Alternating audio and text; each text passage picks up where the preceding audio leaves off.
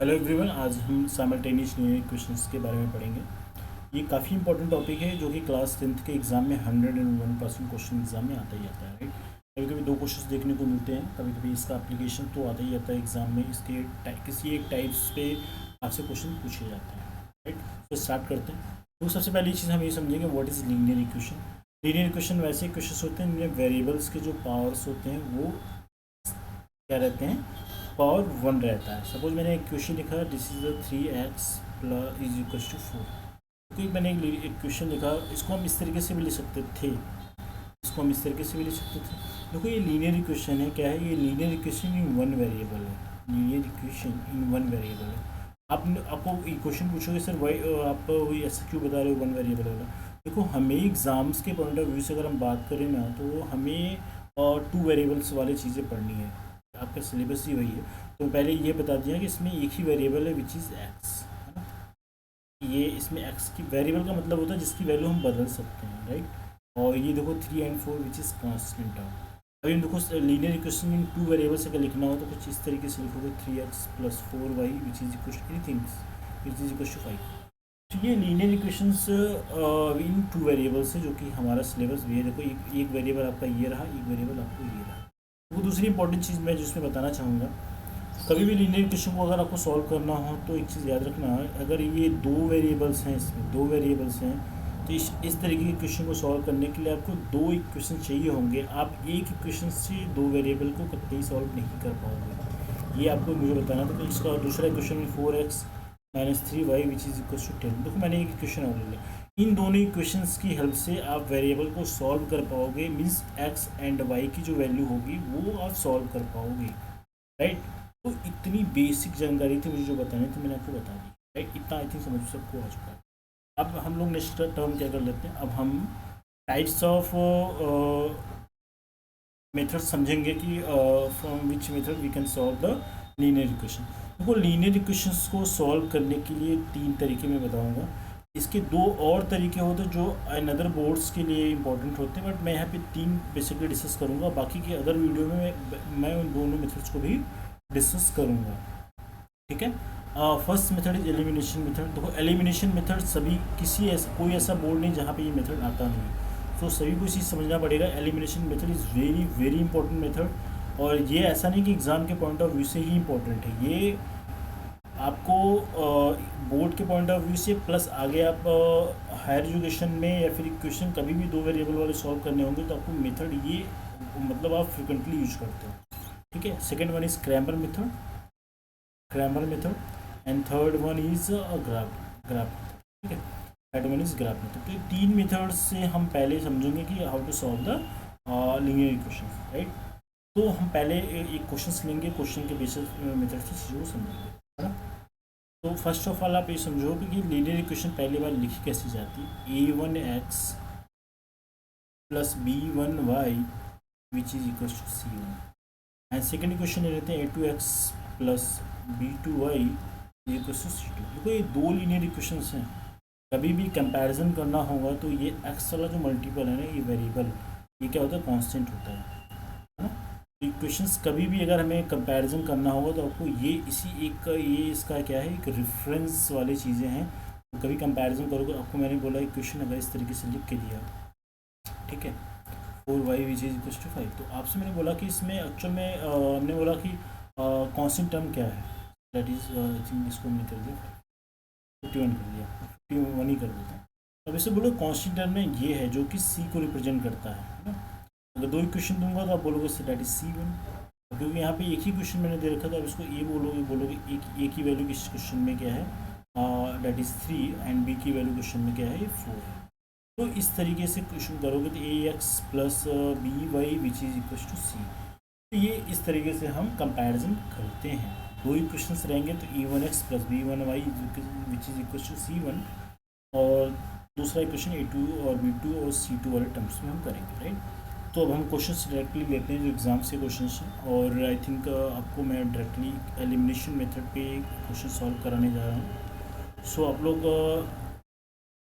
सिर्फ इस तरीके को देखो, अभी कुछ लिखने की ज़रूरत नहीं है। वीडियो को पॉज करके आप देख सकते हो, और जो भी चीज़ें बताई जा रही हैं बिल्कुल एक आराम से आप देखो पहले, आप बाद में वीडियोस को रिवाइंड करके चीज़ों को समझ सकते हो। राइट, फर्स्ट ऑफ ऑल एक क्वेश्चन कर लेते हैं, है ना। 3x minus 4y which is equal to, and 10 कर लेते हैं, 4x plus 3y which is equal to 5। ये दो क्वेश्चंस दिख रहे हैं। देखो, हमें ऐसे एलिमिनेशन मेथड में क्या करना होता है, हमें कुछ चीज़ें एलिमिनेट करनी होती है। कुछ चीज़ों का मतलब एक वेरिएबल को एक बार में एलिमिनेट करना होता है। वेरिएबल कितने दिख रहे हैं? 2 दिख रहे हैं। एक्स वाले वेरिएबल या फिर वाई वाले वेरिएबल को हमें एलिमिनेट करना होगा। एलिमिनेट तो हम उसको ऐसे नहीं कर पाएंगे, तो एलिमिनेट करने का जो मेथड है मैं आपको डिस्कस करता हूँ। देखो, एलिमिनेट करने के लिए आपको सबसे फर्स्ट ऑफ ऑल ये क्वेश्चन जो आपको दिख रहा है, इस क्वेश्चन को पहले मैं लिख लेता हूँ। इसका सॉल्यूशन जब पार्ट करोगे आप, तो सॉल्यूशन वाले पार्ट में मैंने पहले एक क्वेश्चन लिख लिया। -4 थोड़ा दूर दूर करेंगे तो ज़्यादा इजी रहेगा समझना कि एक्चुअली में आपको क्या रहा है। दैट इज़ 4x एंड इसको 3y कर लेते हैं विच इज़ इक्वल टू 5। देखो, ये दो ही क्वेश्चन मैंने लिखा। अब देखो, हमने कहा कोशिश करना कि कभी भी अगर एलिमिनेट करने की बात है तो देखा करो कि अगर एक नेगेटिव एक पॉजिटिव है तो उसके ही टर्म्स को हम क्या करेंगे, इक्वल करेंगे। डायरेक्टली तो इसको हम कैंसिल एलिमिनेट तो नहीं कर पाएंगे। तो करने का क्या तरीका है, हम इनको इक्वल कर लेते हैं। इक्वल करने का क्या तरीका है, आप 4 जो इसका कांस्टेंट है, ये इसका 4 और इसका 3, है ना। दोनों इक्वेशंस के वाई के वेरिएबल वाले टर्म्स हैं, इनके मल्टीपल जो कांस्टेंट वाले हैं उनको हम इनका एलसीएम ले लेंगे। एंड 3 और 4 का जब आप एलसीएम करोगे ना, LCM which is equal to 12। Right, तो हमें क्या करना होगा, इस वाले टर्म्स को हमें 12 बनाना पड़ेगा, तो इस वाले को भी 12 बनाना पड़ेगा, तो हम दोनों कैंसिल कर सकते हैं। So let's start. हमें इसको 12 बनाने के लिए क्या करना पड़ेगा, इसमें मल्टीप्लाई करना पड़ेगा विच इज इक्वल टू 3। ठीक है, अगर आपने 3 से मल्टीप्लाई किया है, क्योंकि ये लीनियर इक्वेशन है, इक्वेशन के मतलब दोनों बैलेंस फॉर्म में रहने चाहिए, तो आपको यहाँ पर 3 से मल्टीप्लाई करना पड़ेगा और आपको इस वाले टर्म में भी 3 से मल्टीप्लाई करना होगा। राइट, अब इसमें हमें किससे मल्टीप्लाई करना पड़ेगा, सभी को समझ में आ रहा है कि हमें इसे 4 से मल्टीप्लाई करना पड़ेगा 12 बनाने के लिए। आपने 4 से मल्टीप्लाई यहाँ पे किया तो 4 से मल्टीप्लाई यहाँ पे भी, 4 से मल्टीप्लाई इस वाले टर्म में भी करना होगा। राइट, तो ये चीज़ समझ में आई। अब इसको मल्टीप्लाई कर लेते हैं। 3 3 जा कितना हो जाएगा ज़रा बताओ, 9x एंड 4 3 जा कितना हो जाएगा, -12y which is equal to 30 and 4 से मल्टीप्लाई करोगे 16x plus 12y which is equal to. देखो, इस इक्वेशन को आसानी से सॉल्व किया जा सकता है अगर हम इसको ऐड कर दें तो। ठीक है, जब ऐड करोगे तो क्या हो जाएगा ज़रा बताओ। ऐड करोगे तो आपको दिख रहा है, अगर मैं ऐड करता हूँ, देखो इस दोनों को ऐड करोगे, देखो इस चीज़ को मैं ऐड करके यहाँ पे लिख रहा हूँ, मैं यहाँ पे ही कर लेता हूँ, जगह नहीं पेज में। तो ये 9x प्लस 16x दोनों प्लस में है, एडिंग बोथ इक्वेशन। इसको हम इक्वेशन नंबर 1 कर लेते हैं एंड इक्वेशन नंबर 2 कर लेते हैं। राइट, मैं इस इक्वेशन को दूसरे पेज में फिर से एक बार लिख लेता हूँ। 9x plus 16x minus 12y plus ये 12y, इस साइड में 30 था, इस टाइम आई थिंक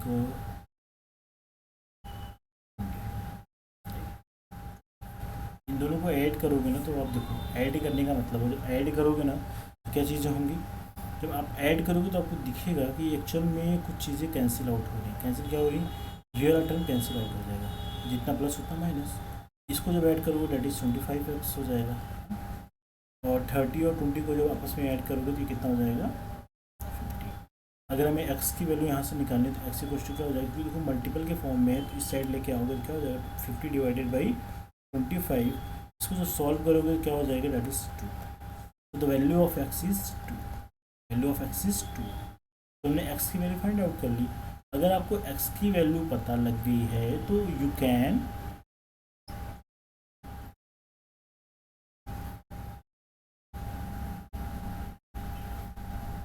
अब हम क्या कर लेते हैं, पुटिंग द वैल्यू ऑफ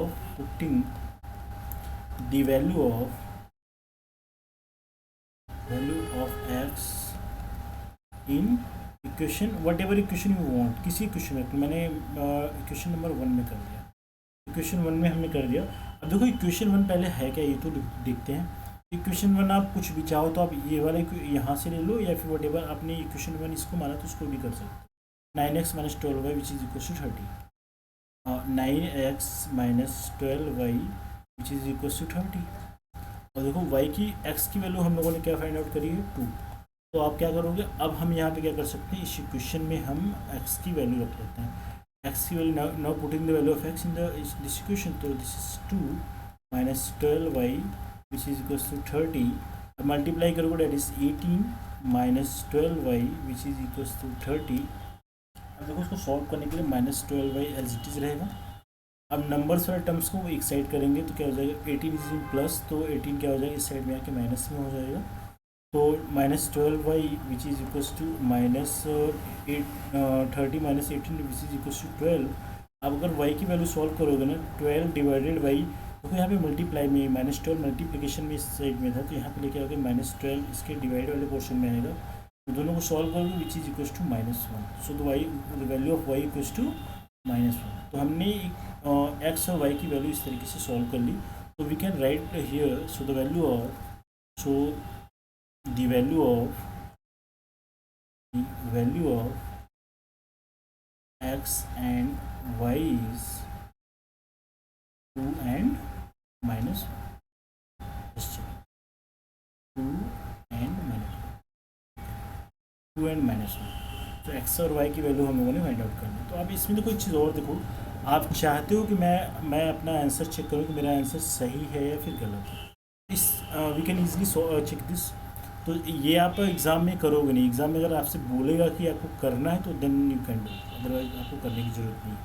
अब कैसे हम क्रॉस चेक करेंगे कि हमारा आंसर सही है, राइट। सो आप चाहें तो कोई सा भी क्वेश्चन ले लीजिए। अब मैंने क्वेश्चन यही लिया जिस time 3x minus 4y which is equal to 10, 3x minus 4y which is equal to 10 and 4x plus 3y which is equal to, देखो ये कैसे मैं वैल्यू चेक कर सकते हो। तो आप फ्रॉम फर्स्ट इक्वेशन आप देखो, अगर हमें सॉल्व करना तो हम x और y की वैल्यू रख लेते हैं। अगर हम x की वैल्यू 2 रखते हैं इस वाले इक्वेशन में, अगर x की वैल्यू रखते हैं कैसे करोगे, 3 इंटू 1 कर 2 कर दिया, x की वैल्यू 2 हमने रख लिया, ये this is the value of x, this is the value of y। तो y की वैल्यू रखते हैं -4 into minus into minus that is plus हो जाएगा, 3 2 जा 6 हो जाएगा, एंड ये माइनस की वजह से प्लस 4 हो जाएगा विच इज इक्वल टू 10। देखो हम इसको देखो हमने ये वाला टर्म्स में वैल्यू रखा है, तो हमें राइट वाला टर्म हमें मिल जाएगा दैट इज 10। तो हमारा क्वेश्चन क्या है, सही है। अब हम ऐसा नहीं कि इसको ही सॉल्व करके छोड़ देंगे, हम नीचे वाले में भी करेंगे। हम x की वैल्यू हमें पुट करेंगे दैट इज़ 2 और y की वैल्यू रखेंगे दैट इज़ -1। सॉल्व करके देखते हैं 5 के इक्वल आता है कि नहीं, that is 8। 3 into -1 which is equal to -3, जब सॉल्व करोगे तो 5। So our answer is correct. हमारा आंसर क्या है, सही, क्योंकि हमें लेफ्ट हैंड साइड से राइट हैंड साइड हमें मिल जा रहा है after putting the value of x and y। So this is the method which is known as elimination method, right? Now we can solve this same equation by Cramer rule। तो हमारा second method हम solve करेंगे। तो second method is very easy. आपको थोड़ा सा चीज़ें इसमें ध्यान देने की बात है। इस which is equal to Cramer rule. Cramer easy, बहुत इजी है, इसमें आपको मल्टीप्लिकेशन करके चीज़ें सॉल्व करनी होती है और एग्जाम के पॉइंट ऑफ व्यू से भी काफ़ी इंपॉर्टेंट रहता है। तो हम सेम इक्वेशन को सॉल्व करेंगे क्रैमर रूल से, जिससे आपको एक क्वेश्चन को अलग अलग मेथड से सॉल्व करके सेम आंसर जब फाइंड आउट करोगे तो आपको कॉन्फिडेंस बूस्ट होगा, राइट। सो हम क्या कर लेते हैं, पहले इक्वेशन लिखते हैं, क्रैमर रूल समझते हैं। What is Cramer rule? Cramer rule exactly मैं बोलूँ तो क्रैमर रूल एक डिटर्मिनेशन मेथड, डिटर्मिनेंट का मेथड है। और व्हाट इज डिटर्मिनेंट उसको भी हम समझते हैं। फर्स्ट हम क्वेश्चन लिख लेते हैं। हमारा क्वेश्चन क्या है, 3x minus 4y which is equals to 10 and this another one is 3x plus 3y which is equals to 5। ये दो इक्वेशन है। कभी कुछ क्वेश्चन को सॉल्व करना हो तो ध्यान देना क्या मैं चीज़ें बता रहा हूँ, राइट। अब देखो ध्यान से मैं जो चीज़ समझा रहा हूँ, देखो इसको हम एज्यूम कर लेते हैं क्रैमर रूल में, इसको हम 1 एज्यूम करते हैं and this is 2 and this is 3, ठीक है। अब इसको लिखने का क्या मतलब है भी समझ में आ जाएगा। कभी भी देखो ऐसे क्वेश्चन को सॉल्व, मैंने सबसे पहले आपको बताया था दो ही क्वेश्चन है जो सॉल्व, इसको हम किस तरीके से एज्यूम कर सकते हैं, a1x b1y c1, राइट। तो अगर हम कंपैरिजन करें, इस वाले को कंपैरिजन करके अगर लिखें चीज़ों को, अगर इस वाले क्वेश्चन से अगर आप लिखोगे नहीं तब भी एक गलत नहीं माना जाएगा, b1y which is equals to c1 और a2x plus b2y which is equals to c2। देखो ध्यान से देखो, x वाले a1 की जगह पे क्या दिख रहा है आपको, a1 की जगह पे अगर इसको कंपैरिजन करोगे आप तो आपको a1 की वैल्यू क्या दिख रही है, a1 की वैल्यू आपको 3 दिख रही है एंड b1 की वैल्यू -4, माइनस है ना, तो b1 की वैल्यू हम लोगों ने यहाँ पे क्या लिखा -4 एंड c1 की जगह पे क्या दिख रहा है, विच इज इक्वल टू 10, c1 की वैल्यू क्या दिख रही है 10। और इसी तरीके से अगर आप कंपैरिजन करोगे नीचे वाले टर्म्स को, तो a2 की जगह पे क्या लिखा हुआ है 4 लिखा हुआ, a2 की वैल्यू हमने 4 लिख ली एंड b2 की वैल्यू कितनी है, डैट इज़ 3 एंड c2 की वैल्यू अगर लिखना होगा that is 5। So everything is clear, है ना, हमने सारे कोफिशिएंट को इक्वल करके लिख लिया। इस क्वेश्चन को सॉल्व करने का हमने बताया आपको डिटरमिनेंट मेथड भी कहते हैं, इसको डिटरमिनेंट मेथड भी कहते हैं, ठीक है। तो एग्ज़ाम में डिटरमिनेंट इस मेथड से भी कभी कभी एग्ज़ाम में पूछता है, तो ये क्रैमर रूल से ज़्यादा पॉपुलर है, ठीक है। तो अब क्रैमर रूल कैसे करते हैं, सबसे पहले देखो डिटरमिनेंट होता क्या है। वो डिटरमिनेंट कुछ कोई एक ऐसी चीज़ नहीं जो आपको को थोड़ा सा कुछ करना हो, बहुत इजी सा चीज़ है जो आपको दिमाग में कुछ चीज़ें रखनी पड़ेंगी। तो कभी भी आपको सॉल्व करना होगा ना, तो फर्स्ट ऑफ ऑल आपको 3 चीज़ें याद रखनी है, 1 2 3 2 एंड 1 3। 12 13 कर लिया, 12 के बाद लास्ट में 13 कर लिया और यहाँ 32, इतना याद रहेगा, ठीक है। अब देखो थोड़ा सा मेरे लिए ये थोड़ा सा डिफ़िकल्ट हो रहा है कि मैं पेजेस जब बदल रहा हूँ ना, तो वो मेरे लिए एक साथ दिख नहीं रहा, तो थोड़ा सा दिखने में थोड़ा सा टाइम लग रहा है। देखो कभी भी अगर हम इसको सॉल्व करेंगे तो हम डिटरमिनेंट मेथड यूज़ करते हैं, विच इज़ हम इसको डी से रिप्रेजेंट, तो डिटरमिनेंट का एक्चुअल मतलब कहते हैं, समझा देते हैं। कभी भी डिटरमिनेंट की वैल्यूज़ को अगर सॉल्व करना होता है, तो अगर कोई वैल्यूज़ अगर इस तरीके से लिखी है a1 देखो यहाँ पे अगर आप कंपैरिजन करोगे तो ये a1 वाले वैल्यू है, a1x a2x, यहाँ पे करोगे तो क्या हो जाएगा, b1y b2y c1 and that is c2, ऐसे तो रिप्रेजेंट करोगे आप। हाँ ठीक है। अगर मैं डिटर्मिनेंट की वैल्यू सॉल्व करना है, इसको डी का मतलब डिटर्मिनेंट होता है, तो आप इसको डी भी लिखोगे तो चलेगा। तो इसको 1 2 का मतलब 1 वाले टर्म्स में लेंगे तो क्या हो जाएगा, 1 2 का मतलब 1 वाले में a1 a2 एंड 1 2 का मतलब 2 का मतलब हो गया b1 and b2, right. So this is what I am saying, b1 and b2। अब देखो क्या होगा, इसको करने का कभी भी अगर इसको सॉल्व करना होता है तो सबसे सिंपल सा तरीका है, आपको इसको इससे मल्टीप्लाई कर लेना है, इसके बाद इसको इससे मल्टीप्लाई करना है, बस आपको मल्टीप्लाई ये वाला करना है और सेकेंड में मल्टीप्लाई आपको ये वाला करना है ना। ये ऐसा नहीं रूल है कि आप ये ऐसा ही चाहे तो आप सेकेंड वाले को फर्स्ट कर सकते हो, फर्स्ट वाले को सेकेंड कर सकते हो, बट ये रूल आपको हर एक जगह फॉलो करना पड़ेगा। तो फर्स्ट ये रूल इसी तरीके से फॉलो करोगे, एक रूल फॉलो करो जो आपके दिमाग में हमेशा मेंटेन रहे, राइट। तो इसको सॉल्व करने का तरीका क्या है, देखो मैं आपको समझा देता हूँ, इसका वैल्यूज रख के सॉल्व करेंगे। a1 into b2 minus symbol लगाते हैं, ये ध्यान देना, ये माइनस सिंबल आपको लगाना होता है, फिर a2 इंटू b1, ये तरीका है इसको सॉल्व करने का, इसको बोलते हैं डिटरमिनेंट को सॉल्व करने का तरीका, राइट। अब क्या कर लेते हैं, वैल्यूज़ को रखते हैं। अब ध्यान से देखो यहाँ पे अगर a1 की वैल्यू देखो, यहाँ पे a1 की वैल्यू हमने 3 लिखा है, a2 की वैल्यू 4 लिखा है, यहाँ पे लिखते हैं वैल्यू को आप लिखोगे ना तो किस तरीके से हो जाएगी, ये 3 और 4 लिख लो, और b1 b2 की वैल्यू कितनी है, यहाँ पे देखो ये -4 के साथ में है और ये 3 के साथ है, -4 और ये 3 है। इसको सॉल्व कैसे करोगे, पहले क्या करोगे, इसका मल्टीप्लाई इसमें करोगे तो क्या हो जाएगा, 3 इंटू 3 माइनस सिंबल लगाओगे, 4 इंटू -4 करोगे तो 4 इंटू -4 सॉल्व करोगे, 3 3 9 हो जाएगा, इस माइनस की वजह से ये क्या हो जाएगा, प्लस हो जाएगा, और 4 इंटू 4 करोगे 16 हो जाएगा। इसको जब आपस में ऐड करोगे विच इज इक्वल टू 25, तो डी की वैल्यू कितनी आ गई, हमें डी की वैल्यू यहाँ पे मिल गई 25। डी की वैल्यू हमें कितनी मिल गई 25। I think everything is clear to all. अब देखो हमें दूसरा स्टेप क्या करना पड़ेगा। मैंने यहाँ पे दो चीज़ें लिखी है 1 2, तो 1 एंड 2 वाली तो लिख लिया, पहला दूसरा ले लिया। अब 3 2 की टर्म है। 3 2 का मतलब क्या हो जाएगा, पहले आप ये वाला टर्म लिखोगे 10 एंड 5 वाला, है ना। 3 2 का मतलब क्या हो जाएगा 3 2 1 2। आपको याद करने का तरीका मैंने क्या बताया, पहले 12 लिखा, लास्ट में 13 लिख लिया, है ना। यहाँ पे क्या करोगे, इस वाले का लास्ट वाला टर्म 3, इस वाले का लास्ट वाला टर्म 2 इधर का। तो ये याद करने का मैं पैटर्न बता रहा हूँ आपको। अब सेकंड हम क्या करते हैं, डी एक्स फाइंड करते हैं। डी एक्स फाइंड आउट, देखो डी एक्स का मतलब 3 2। 3 2 का मतलब क्या हो जाएगा, देखो C1 C2, है ना। तो C1 C2 लिख लेते हैं, C1 एंड C2 कर लिया, एंड उसके बाद क्या था, और B1 B2, 2 वाले टर्म में B1 B2 आ रहा है ना। तो that is B1 and B2, इसकी वैल्यूज को रख लेते हैं फटाफट से। C1 C2 की वैल्यू कितनी है 10 एंड 5, एंड B1 B2 को भी हमने लिखा था -4 एंड 3। इसको जब सॉल्व करोगे तो क्या हो जाएगा, तो सॉल्व करोगे 10 इंटू 3 माइनस टाइम्स 5 इंटू -4, तो 10 इंटू 3 करोगे 30, minus into minus plus that is 20, आपस में जब ऐड करोगे विच इज इक्वल टू 50।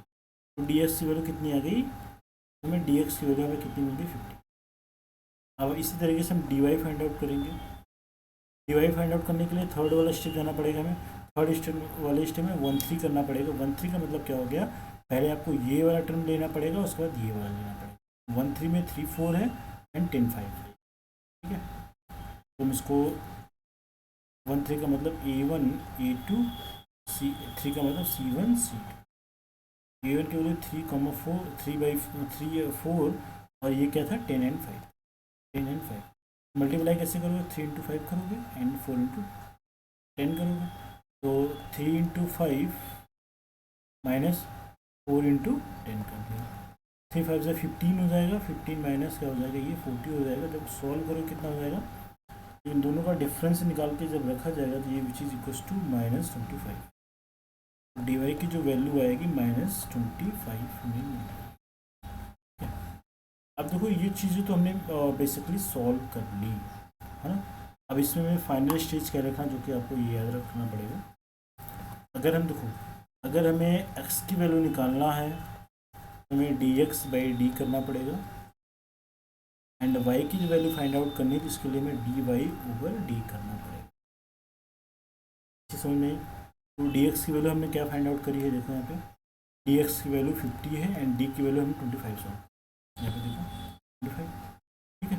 इनकी वैल्यूज अगर रखो तो क्या हो जाएगी, 50 डिवाइडेड बाई 25, तो इसको सॉल्व करोगे तो 2 हमें मिल जाएगी which is equal to the value of x। हमें x की वैल्यू कितनी मिली 2, हमें x की वैल्यू कितनी मिल गई 2। y की वैल्यू सॉल्व करो, तो dy की वैल्यू हमने कितनी फाइंड आउट करी है -25, और d की वैल्यू 25, तो इसको सॉल्व करोगे तो क्या हो जाएगा -1। y की वैल्यू कितनी आ गई -1। आपको जो पहले मैंने इस क्वेश्चन को सॉल्व किया था with the help of elimination method, x की वैल्यू 2 आई थी वहाँ पे भी, एंड y की वैल्यू यहाँ पे भी -1 आई है, दोनों की वैल्यू सेम है। तो हम यहाँ पे इसको चेक नहीं कर रहे हैं, आप एलिमिनेशन मेथड की तरह से चेक कर सकते हो कि मेरा क्वेश्चन का आंसर सही है या नहीं। मैं इसको सही नहीं कर रहा हूँ, सो द वैल्यू ऑफ लिखेंगे, सो the value of x and y is 2 and -1। So this is the answer with the help of Cramer rule, right? So अब हम तीसरे मेथड की तरफ चलेंगे जो कि वेरी इंपॉर्टेंट वो भी है। बेटे की एग्ज़ाम में क्रैमर रूल काफ़ी आता है, एलिमिनेशन मेथड बहुत यूज़ है। आप कभी भी क्वेश्चन सॉल्व करोगे तो एलिमिनेशन मेथड सबसे इजी पड़ता है, और एलिमिनेशन मेथड से भी क्वेश्चन एग्जाम में आपको देखने को मिलते हैं। Now third method is graph method. देखो ग्राफ मेथड मैं एक्चुअली बता दूं कैसे करते हो, इजी है।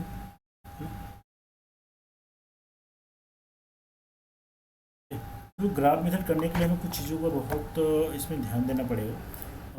फर्स्ट ऑफ ऑल हमें एक चीज़ समझना पड़ेगा कि हमें ये इसका नामी ग्राफ है, तो हमें इसको पहले ग्राफ की हेल्प से सॉल्व करना पड़ेगा। विदाउट ग्राफ आप इस चीज़ को सॉल्व नहीं कर पाओगे। तो फर्स्ट ऑफ ऑल हमें क्या करना पड़ेगा, एक ग्राफ पेपर लेना पड़ेगा इस क्वेश्चन को सॉल्व करने के लिए, राइट। तो गिव मी अ मिनट।